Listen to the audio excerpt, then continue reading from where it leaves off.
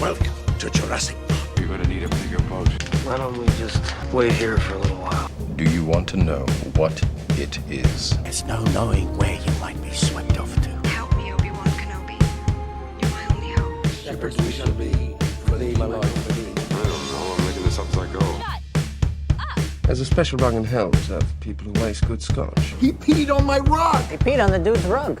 Do your worst. Final report of the commercial starship Nostromo. Roads? Where we're going, we don't need roads. Welcome to your feature presentation. I am your host, Heath Fall. Today we are talking about movies coming out this weekend and do fans need to be in charge of properties? With me, as always, is Andrew McKay.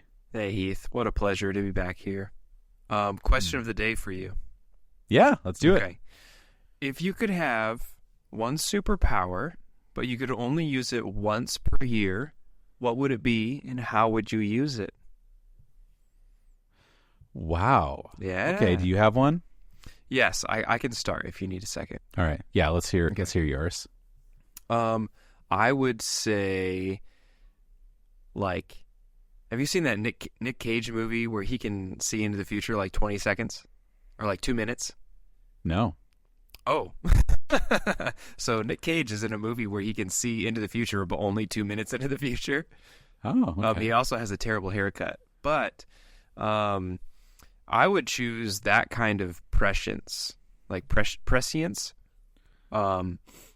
Just like the superpower is I can see into the future, but the stipulation is obviously I can only use it once per year. So I would just go, this sounds terrible to be money oriented, but I would go to a casino and end up not gambling everything one time because I'll know if it's going to fall on red or black or whatever. Just put down a bunch. They'd probably kick me out. Be like, you can't come back here. I'm like, okay, I understand. But I can only do it once a year. Yeah. So I'd probably I'd probably do that so that year. I wouldn't have to like work a job. I don't know. Yeah. That's a good idea. Make some money. It made me think of, have you seen Galaxy Quest? Is that a ride at Disney World? No. So it's a Star Trek parody. Oh no. Yeah. So it's with Tim Allen. Oh, it's so funny. Oh, Sigourney Weaver's in it. Your girl. Way. All right. Yeah, it's on the list. It's really funny. I love that movie. It's one of those ones that I don't think it's highly rated, but I love it so much. It's so funny. But they, at the main like theme of the movie or whatever, they have they call it the Omega-13 device, and they don't know what it does. And one theory is that it jumps you back 13 seconds in time. And so like the idea is you could fix one mistake. Isn't Omega-13 like a vitamin? I mean, I take 2 Omega-13s every There you go. morning. No, yeah, check out Galaxy Quest. It's Is that so fun. He's like a fake sci-fi character and then has to do real sci-fi stuff? Yeah. Okay, so I have seen this. It's been a long time. Oh, okay. Yeah. Yeah, it's basically it was before like, I loved Sigourney Weaver. Well, that's true. I didn't remember she's she was in it. that movie. Yeah, so it's basically like they are actors who were in like a Star Trek type show, but then real aliens come to be like, hey, we saw your TV show, thinking it's real, Yes. and yeah, it's just it's so funny. Like there's so many good like characters in it. Snape is in it. Sigourney Weaver, Dwight Schrute. He's like one of the side weird aliens. Oh, it's such a funny movie. I love it. That's cool. Yeah. But yeah, we've skipped right over it, but we need to talk about movies coming out this weekend. So big weekend. Big weekend. So we have Deadpool versus Wolverine. What do you think, Heath? You've seen, obviously, I think you've seen all of these. We might have actually even talked about it on the pod that we've seen all of these. What are you most excited for? I feel like there's a bit of a mixed bag for me because I think we're in a Disney era. We haven't had a Disney era Deadpool movie before. So that's going to be interesting. It seems like it's connecting a lot of the Marvel like Avengers thing. So I think there's going to be a lot of fun cameos. But I think the big struggle with that is like having connections to other movies that you like doesn't make it a good movie. Yes. You know, I mean, I think we're going to get Chris Evans as Captain America in this movie. Really? I think so. That's my theory. I think we're going to get a lot of the Avengers, a lot of characters. I think we're going to get, there's rumors of Wesley Snipes as the original Blade. There's all the Hulks. Like, I think you're going to be really surprised and delighted by all this. But, and I love that. I'm someone who's like all about it. That'll make it such a fun watch. Yeah. That doesn't make it a good movie. And I think that's what is struggling so much right now in Hollywood is like, it's cinematic sugar, if you will. You know, it tastes good, but then it doesn't fuel you. It lets you down at the end, you know, and it can be both. It really can. It can be a super fun movie with a lot of fun cameos and a good story. And I hope it is, but there's a little bit of like, it's been a while since they made a Deadpool movie. Disney is not doing great with any property right now. You know, like I wouldn't say they're killing it in any realm. So I don't mean to bum people out because I am excited about it, but those are also kind of my thoughts with this movie. What are you thinking? You're trying to like just bring your expectations down just a touch, just in case. That makes sense. Right. Honestly, I don't know a whole lot about the cameo stuff or the rumors. I think Hugh Jackman is in this movie, but I could be wrong. Maybe he won't be. That might be the only special thing that I know about this movie. Like Deadpool and Wolverine do stuff together for some reason, and that's the space I'm in, and I'm pretty happy being in that space, having maintained that space for so long, and just going into the theater. I think if we can, my wife and I will see it. We've seen the other two Deadpool movies, and just like they're fun, they're hilarious. Just have a good time, you know. So I'm really looking forward to that. Well, and it's interesting because I mean Ryan Reynolds, Hugh Jackman. If you just put them in a room together and said riff for 2 hours, like it'd probably be entertaining. It would sell. Like, it would sell.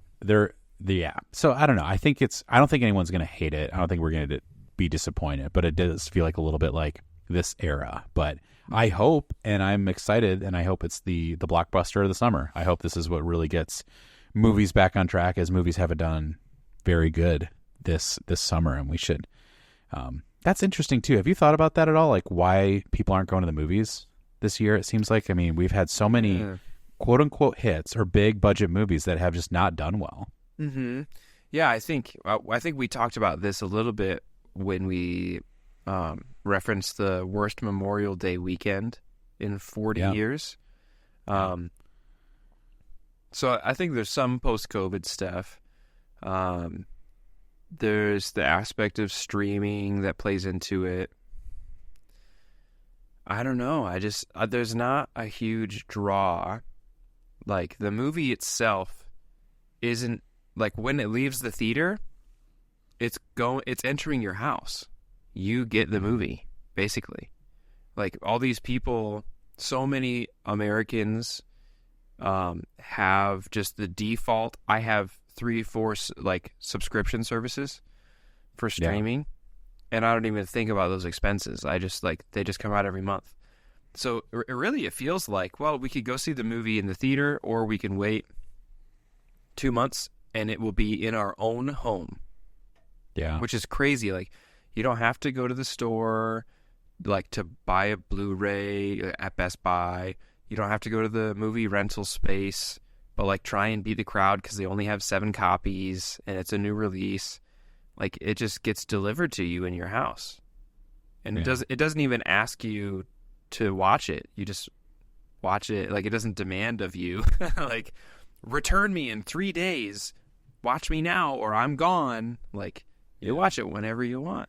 So I think that might be that culture of just like, well, it's available, kind of hits movies negatively because people end up watching the same thing over and over again. I know a lot of people that just watch the same show like every day. And we talked about, there's so many quality TV shows out too. There's so much like original content that only is available in your home, like House of the Dragon, Shogun, like even just to name the like past couple months. And it's just, that has to affect that too. It's just like life has become busy and it's harder to get there. I don't know. I think that's why we're seeing such a big resurgence of horror movies, which I love, dude. Yeah, because there's like such a less like risk there. You don't have to get these huge numbers to pay for it because they're lower budget movies. I think some of these movies are just costing so much, and that's a whole other topic that we've touched on before. But I'm all about the more horror movies, but it's like I think that has to be a factor, and people look at movies as like it's so expensive. And I'm already paying for a streaming service, and I've got a nice TV at home. New content is coming out. TVs in people's homes are crazy. Like, just to think in like 15 years ago, that TV versus the TV that I have now is like ridiculous. Yeah, it is. So to dip into the conversation, like the topic for the episode, should fans be in charge of the what term did you describe this as? Oh, the properties. properties. Do we need fans in charge of properties or The involved in properties? This is my hot take. I think that essentially, I just want you to be like, no, or yes. It's like, okay, well, that wraps it up. This is my hot take. Yes, goodbye. No, my hot take is that I think the post Infinity War, Endgame was the last Avengers. So I think that the post Avengers Marvel is suffering so bad because they tapped into like an extreme sense of fan service in Infinity War. And in Spider-Man Far From Home, or wait, No Way Home, with all those cameos and everyone coming together, it was like a drug. They were like, wait a second, this level of fan service can make us that much money? So now it feels like every project since then, if it gets the devotion of like good writing and their team who's good at that kind of stuff, it's gonna be a fan service multiverse movie, and that makes me not excited because it feels like the fans are in control, and it's just they're on Twitter, and the writers for the movie are like, what do the fans want to see? Like, what kind of character can we bring back that hasn't been in a movie in 20 years? Like, I like Deadpool, Wolverine. I'm gonna actually make it an addendum. I do know one cameo. Sabretooth from the original X-Men movies is gonna be in this movie. I think. Sorry if that was a spoiler, but it's in the trailer. Watch out! Yeah, it's in the trailer. I think that's neat. It's okay. It's cool. Like, if you're gonna have Sabretooth be in that movie, ask the guy, sure.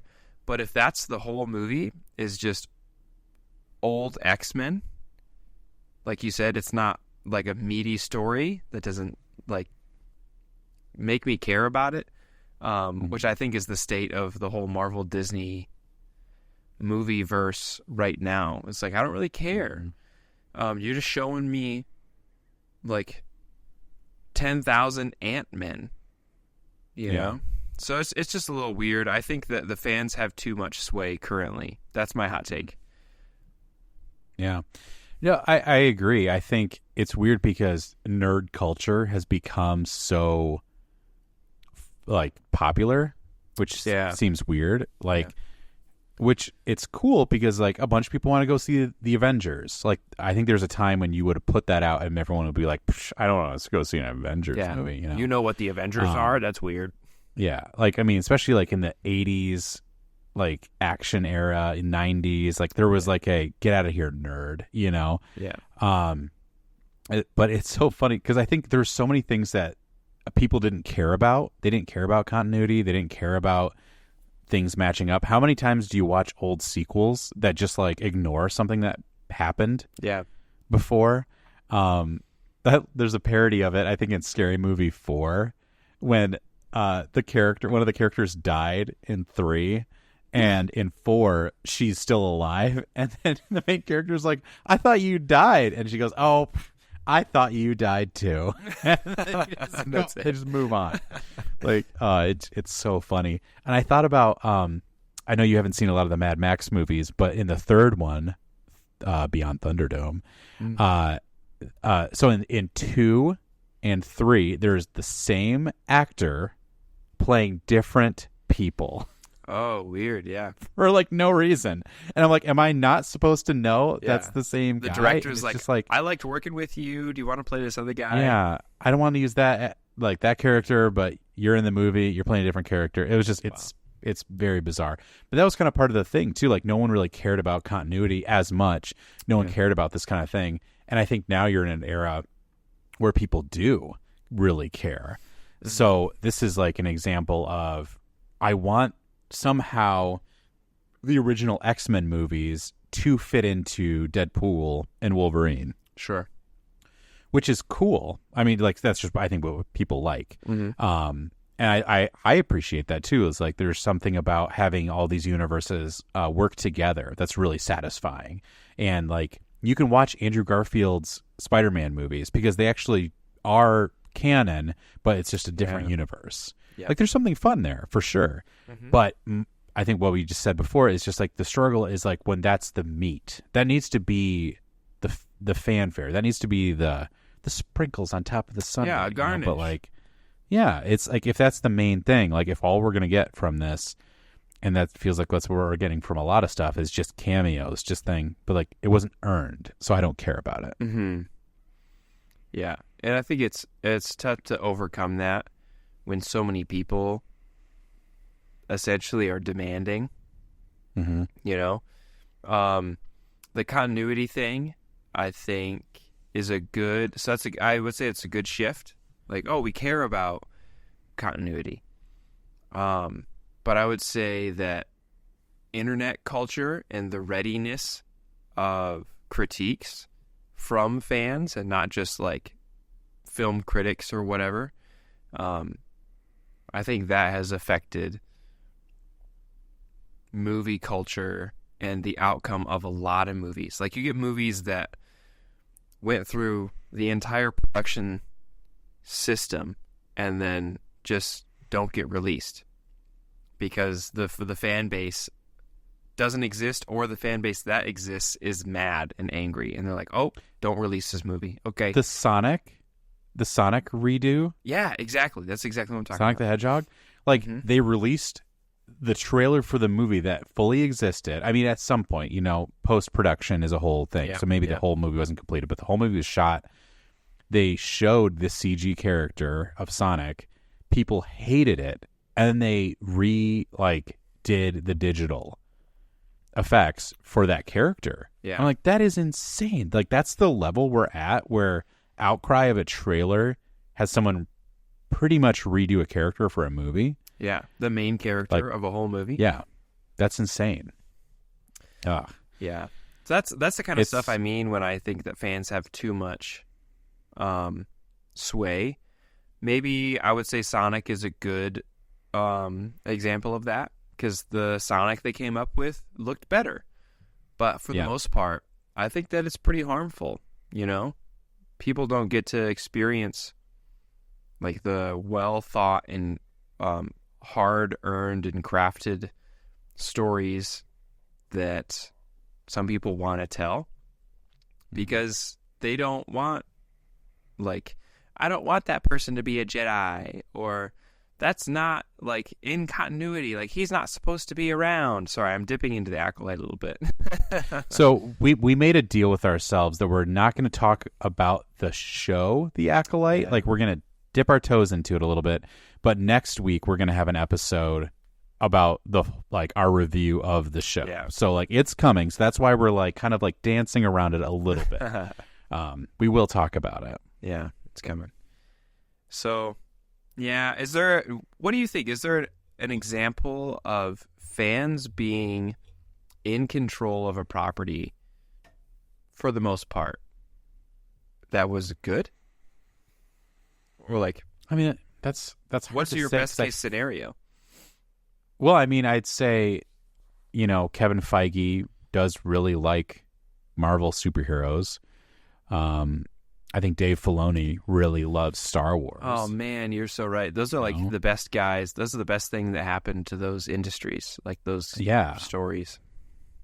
And I think the tough part, so this is part of our dancing around the subject, is the Acolyte.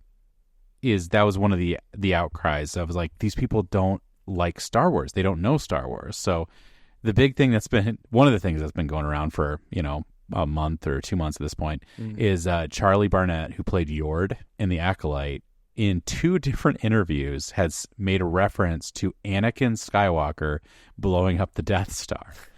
And it's just like this cringy to me, like as Star Wars fans, you're like, I feel like you tried to memorize. To me, when you get that detail wrong, but you still know that answer, that means to me that you've tried to memorize answers. Yeah. And it got jumbled up. You know what I mean? Like, some people are like, I don't know who blew up the Death Star. It's like, exactly, you don't know. But if you've seen the movie, Luke blows up the Death Star. So it's like, if you say Anakin multiple times, like, that is a rehearsed. One time is like slip of the tongue, Yeah. But twice, I'm like, okay, I feel like you were trying to get some nerd cred, and you just you memorized it wrong. Man. Yeah, because we'll talk. Tune in next week to find out. Or the Acolyte. Yeah, the power of one. The power of two. many. Power of many. Oh man. Their Rebel Force Radio did a bit with that, and I don't even know if they created it, but it was on their show that they used a Darth Vader synthesizer to have Luke, I am your father. You must join me for the power of one, the power of two, the power of many. Like, it is. I was laughing so hard. Like, check out Rebel Force Radio if you love Star Wars. It's my favorite Star Wars podcast. Oh, that's hilarious. I don't think that it would be necessary for the actors to be huge Star Wars fans. If you're a skilled actor who can like fulfill what I, as the director or writer, envisioned for this character, then you probably got the job. Like, it's probably you. The chances of someone working in movies, like working in film, and not seeing or being familiar with Star Wars is pretty low. So I think that, like, that guy's never going to live that down. That sucks for him. But, I feel like it's one of those things that, like you said, the memorized answers, that's when you realize, like, someone told you, hey, this might be a really cool thing to say. Like, talk about how, is Luke a good guy? Because he killed millions of people, but then you get the name wrong. And it doesn't make us want to be on your side. We need to stop talking about the Acolyte, Heath. There's so much I want to talk about. We'll talk next week. To me, it does feel like that's why it feels uncomfortable. It doesn't feel right. It's because it feels like he's trying to be like, hey, I'm a nerd just like you. I'm like, I'm really okay. There are so many people in Star Wars that are great Star Wars actors that don't like Star Wars. I mean, I would say Liam Neeson doesn't care. He's in it and he's great, but I don't think he's like, I love Star Wars. Original Obi-Wan. Sir Alec Guinness. Yeah. Yeah. He was like, this is stupid. I don't know what's going on. Like, I don't know. I think do we need fans involved? I think yes, but I think more as a creator, writer, director. Not as a performer. I really don't care. I think it's weird that he tried to show it, because I'm like, to me, as if I was someone like, I'm acting in Star Wars and I just want to appear to be a good Star Wars fan, just watch the 6 original movies and like pay attention. And I feel like you can have some conversations, you know, like, but if you don't, like, then just don't. Like, I think it's weird. It felt like to me that actor was trying to be in the know. It felt like one of your parents, like, trying to be cool, like, with what you do. Like there's that Steve. Steve. Oh, is there's it this Steve Buscemi. Yeah, I think same thing. Yeah. He's like, "What up, fellow kids?" And he's holding a skateboard. You know, he's like 60 years old. What's up, fellow kids? Oh man, that's exactly what I thought of.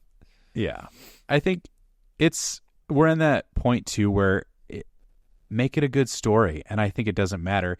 We're in a weird point too where Star Wars is one of those properties it's gone on so long, and it was so small to begin with.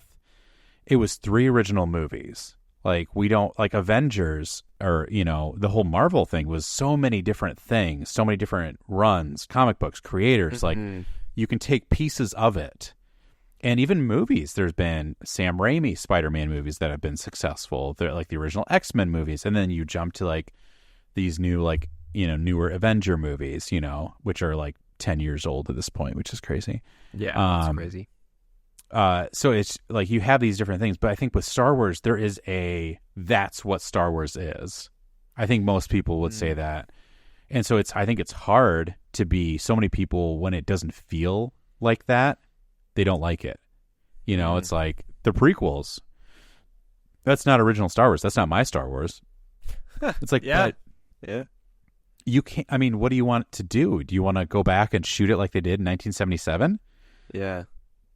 So, yeah, I think that's a question that I have immediately whenever someone says, oh, this Star Wars sucks. Like, this is the worst thing that could ever happen, whatever. Which is, like, I recognize that I make pretty consistently jokes about not liking the sequels. I'm not like a adamant, like, feral hater of anything, really anything. I was gonna say, I feel like if you know Andrew, that statement is true for everything. Yeah. So I'm not gonna get all up in arms about some Star Wars that I would prefer not to watch, because it's just Star Wars that I would prefer not to watch. There's so much in that whole galaxy that is diverse and sprawling. There's room for almost anything to happen and to exist. So for someone to say, like, hey, that's not Star Wars, that's not real Star Wars, my first question that pops into my brain is always, well, what's your favorite Star Wars movie? Like, you don't like the 3 prequels, you don't like the 3 sequels, you don't like the animated shows, you don't like the live action shows. Do you like Star Wars? Or do you just like movies from the 70s and 80s? Yeah. Like, which is fine. Like, that's cool. But at a certain point, you like, it's a show about a whole galaxy. There's going to be lots of stuff in there. Different. Right? Yeah, I think so. So I'm a fan of different takes. Like, I went to go see all of the sequels. Not a fan of how they turned out, but I'm a fan of giving people a chance to tell stories they want to tell, you know? And I would rather have more Star Wars than, like, no more. I'd rather have... I'm a prequelist. I love the prequels. The sequels I have struggles with, but at the same time, I also really like them. I think The Force Awakens is a great film. Yeah. You know, I think I like half of The Last Jedi. And even The Rise of Skywalker. Even The Rise of Skywalker is one of your favorite opening movie scenes of all time. Mm-hmm. Like, there's at least good nuggets in everything. And that's like, there's more than that, but at the very least. Yeah. I think I am too. Like, I'm definitely a nerd. I love like the action figures. I love the toys. I love the Legos. Even like having red stormtroopers, I'm like, that's awesome. Like, I'm so like easy to please in that stuff, you know? Yeah. Like, it is interesting because I think sometimes we get so caught up in, and that's not an excuse because I want them to be good movies, but at the same time, I'm just like, that was sweet. I like that. That was fun, you know? So I don't know. I think this discussion of if we need more fans, I think we should have this. Let's relax on the actors, especially. Yeah, for sure. That like you don't need to know Star Wars. Like, I'm not going to say get off my Star Wars show if you don't know who blew up the Death Star. Yeah. But also for these actors, like, learn the source material or don't. Like, don't pretend you did.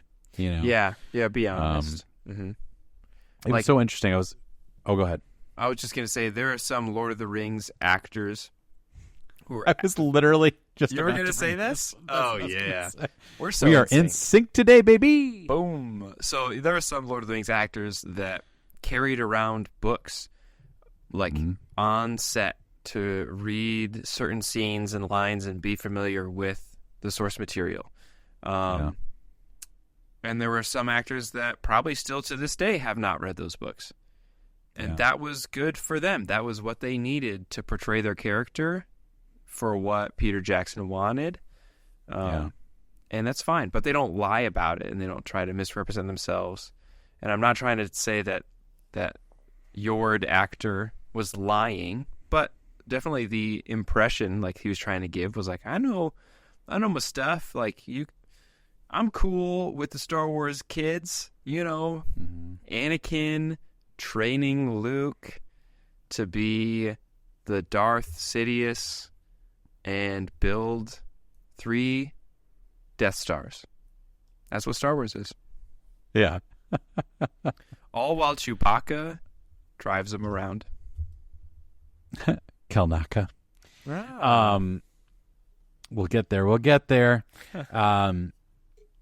Yeah, I think this really does show, like, I think we should give people grace, especially actors. You know, it's like their craft, their desired skill is to act well, portray this character. And I think sometimes that does delve into, like, it makes total sense to me. Like, if you're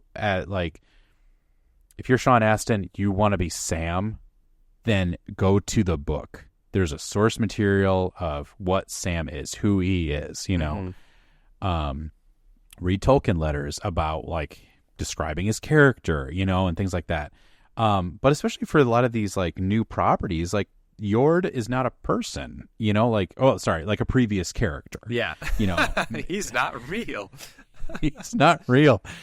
Andrew, I hate to break it to you, but Star Wars is a TV show. Are you kidding me? Yeah. I am kidding you. It happened a long time ago in a galaxy far, far away. Oh, okay, good. That's true. Gotcha. You thought. But then, yeah, I do feel like this creator aspect, which we'll talk more about the Acolyte. We will. But, you know, Leslie Headland does seem to be a Star Wars fan. Yeah, she's a big Star Wars fan. Yeah, she wanted to do her own thing. And I think that's really cool. Like, yeah, that's what I want to see. I want to see someone, especially as a creator, you know, TV show, director for a movie, like, they like it, you know. But at the same time, we saw J.J. Abrams, who is a huge Star Wars fan, really not handle it as well. Yeah. He loves Star Wars. Yeah, I mean, I feel like J.J. Abrams did the best that he could when the people who were in charge said, hey, make the first of a trilogy. Where's the trilogy going? I don't know. But just make the first of one of them. And he was like, okay. Yeah. And so that I think is to the fault of whatever the production company, like, whoever at Disney was in charge of, like, the overarching planning for those 3 movies, just did a real bad job. Maybe they aren't a fan. Yeah. Let's get them. I mean, corporate let's- America let's talk to isn't them. aren't nerds and fans of things. I think Good that's point. Good honestly, that's honestly I feel like is our real issue is we have people in control. We have corporations. Man, I'm gonna get on my soapbox. We have corporations trying to make money. This is what will make us money. This is what's shown to make us money. When you have something groundbreaking like Star Wars, it is a filmmaker creating something. And like, I don't know. I do struggle with this. I think that's the Disney era is like you have all this peddling and backpedaling. Okay, so let's talk about the sequels real quick, and then we'll wrap up today's discussion. Terrific. We've got J.J. Abrams doing The Force Awakens, and it comes out good. It's highly rated. Most people like it. The only negative things I really heard was that it was pretty much a remake of A New Hope, just like story structure wise, you know. But I was like, you know what? Especially for me, I came into that movie so positive. I was like, fun new cast of characters. Like, where is it going to go? It ends on such a good, what's going to happen next? I think the biggest issue is J.J. Abrams didn't know what was going to happen next. He just was like, this is a cool question to ask. So then you've got Rian Johnson doing The Last Jedi, and he just goes off the rails. Yeah, for sure. And I think, I mean, my biggest issue is how he portrays Luke. Luke, who is this this reluctant to hero who did the right thing, is now just like an old man who gave up and tried to kill his nephew. Yeah. Because of what he might become. I was like, that is not my Luke Skywalker. I'm sorry. It's not. Yeah. But then everyone hates on The Last Jedi so much. And then we've got Solo, which I'm kind of indifferent about Solo. I didn't love it. It wasn't bad. Yeah.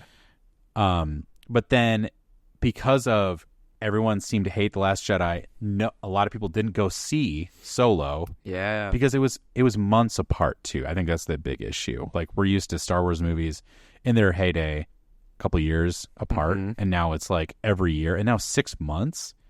It's like we weren't ready. But anyway, so I think all the flack from Solo really came from everyone being discontent with The Last Jedi. I agree.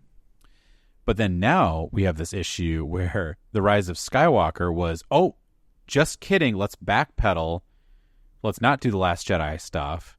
And we're going to kind of try to bring it back to The Force Awakens, like what you loved about that. But then so like it became a mess. Like, they should have stuck with, I think that The Last Jedi should have been different.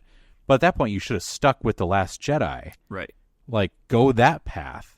Because now it's just like, why is Palpatine here? Yeah. Like, this doesn't make any sense. Somehow. I think, That's why. Somehow. the worst line in modern cinema. Somehow Palpatine returned. And now we're spending 10 years answering that question via animated shows, live action shows, and books. Yeah. How did Palpatine return? Yeah. Shout out to Dave Do you know- Filoni, who's bearing that cross. This makes me sad. Do you know how it was originally marketed that Palpatine was going to be in Episode 9? I don't remember. It was on Fortnite. You're kidding. No, it was like a transmission that basically was like Palpatine being like, "I'm back." Blah. Yeah. Blah. I'm back. Blah. Wow. Yeah, and I just feel like that was, but then we didn't know that. You know what I mean? Like, I should be able to watch the movies and understand the main plot points. I shouldn't have to be like, okay, watch The Last Jedi, then play Fortnite a lot, and then you'll get this. Yeah. I But don't know. yeah, Snoke. Yeah. Anyway, we could do a whole thing. We got. Well, I want to hear your Snoke comment. We gotta wrap it up. This I want will to hear your Snoke comment. This will be my closing comment. All right. Closing statements. Begin Closing now. statements. I love democracy. I love the Republic. Misa propose that we derive extreme executive powers to set the Supreme Chancellor.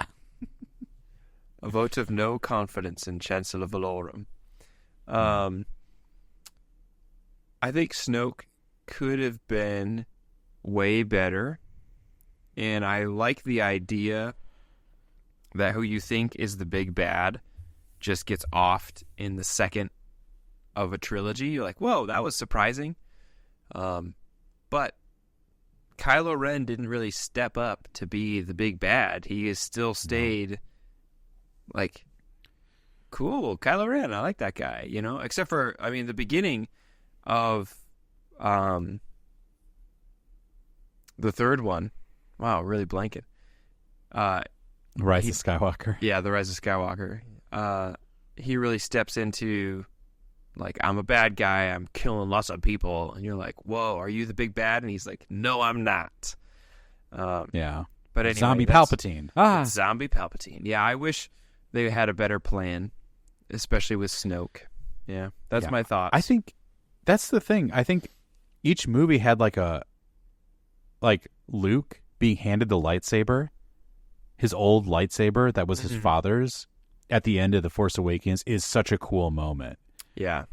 Kylo Ren, like Snoke having a vision of Kylo Ren killing Rey, but it's actually he's using it to like kill him, and like he kills the big bad and assumes supreme leader. Like, oh man, what a good actor. Talk about good acting. Like it's just like, no, you're still holding on to the past. Let go. Like, those are such great moments, and I feel like they just squandered them in the last movie because they were so afraid of not making a good movie because of the backlash.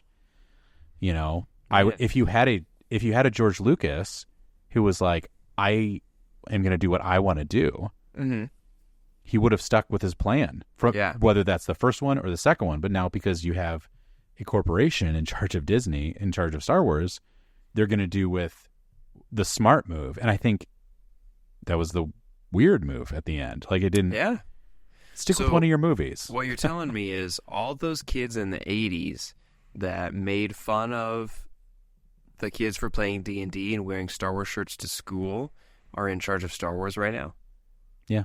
Oh, that sucks, man. Yeah, it does suck. But here's the great thing. Here's the hope. Let's end this on a new hope. Yes. A New Hope.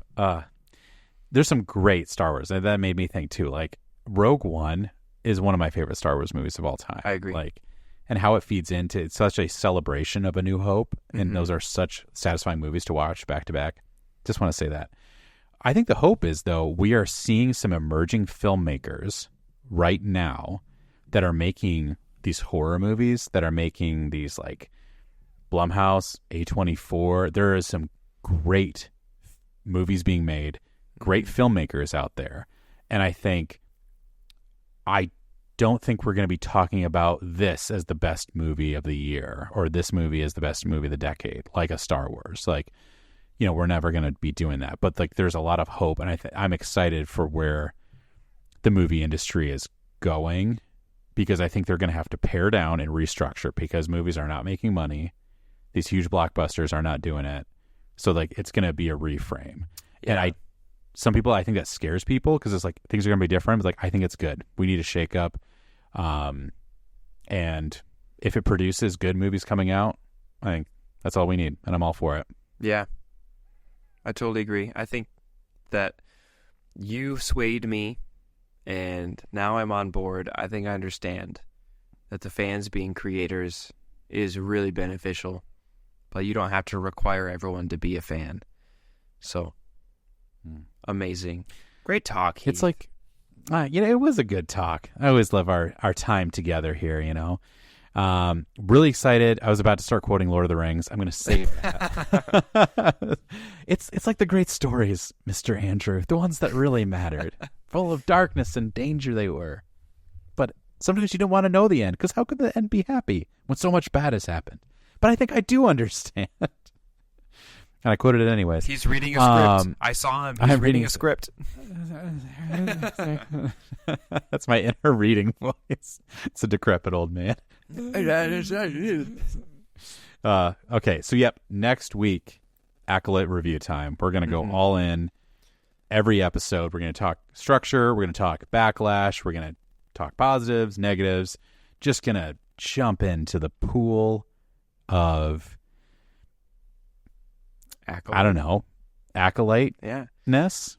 And social media and fans. It's going to be great. Tune in next week. It's going to be fun. Yeah. Hey, if you are listening to our show, Heath, I'm taking us home. Did you? Take us home. I'm taking us home. I'm already home. Oh, man. I'm home. If you're listening to our show, head over to YouTube, subscribe to our YouTube channel, watch our show while you listen, as long as you're not driving. It's a great time. You can see... Safety first, everyone. Safety first. You can see Heath and I's beautiful faces, namely Heath's beautiful face. Thank you for listening and watching, whichever you do. Follow us on Instagram. You can get our pod anywhere you get podcasts. Give us a like, share on Insta, share YouTube links with your grandparents. I don't know why I keep telling people to share our show with your grandparents. Maybe Share it they'll with like your us. mom. You won't know until you try. I have a deep fear that your mom is going to listen to this podcast. She's going to be like, "How dare you bring up no salt on the popcorn?" and then your mom's going to pop in on the pod someday and be like, "Andrew can't come play today." Yeah. Mm-hmm. He's grounded. Wow. Throwback. Thanks, everyone. We love you. Thanks for listening. Go see a movie. Go see a movie.